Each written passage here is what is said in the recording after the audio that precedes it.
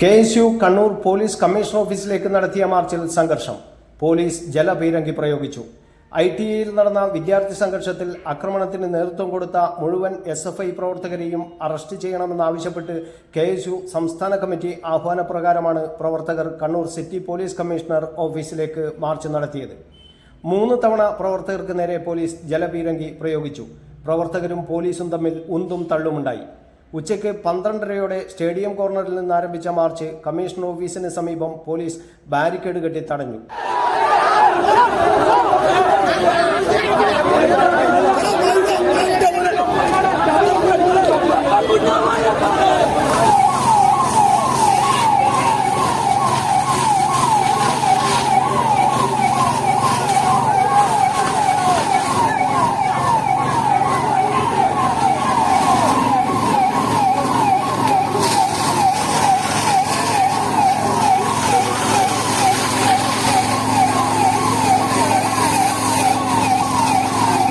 പ്രതിഷേധ march KSU സംസ്ഥാന president Aloysius Xavier ഉദ്ഘാടനം ചെയ്തു.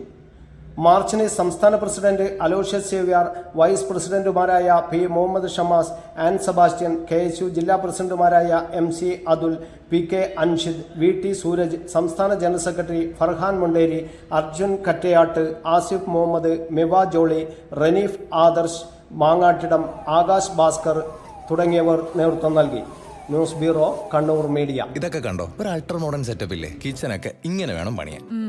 പറയാൻ എളുപ്പാ, ബട്ട് പണിയാനാണ് പാട്. കയ്യില് നിക്കില്ല സാറേ. ഓ പിന്നെ വലിയ വീടൊക്കെ ഉണ്ടാക്കിട്ട് എന്ത് കാര്യം, നല്ല ഇന്റീരിയർ ചെയ്തില്ലെങ്കിൽ. ശരി, പറയൂ, എന്താ ഇങ്ങനെ പ്ലാൻ?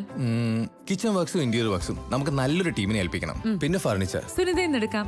അവിടെ ആകുമ്പോ എല്ലാ മോഡൽ ഫർണിച്ചറും അവൈലബിൾ ആണ്. മോഡേൺ വേണമെങ്കിൽ മോഡേൺ, ട്രഡീഷണൽ വേണമെങ്കിൽ ട്രഡീഷണൽ. ഇനിയിപ്പോ ഇമ്പോർട്ടഡ് ഫർണിച്ചർ വേണമെങ്കിലോ അതും സുനിതയിലുണ്ട്. ഇപ്പോൾ ഏത് ജനറേഷന്റെയും ഫേവറേറ്റ് സുനിത ഫർണിച്ചർ.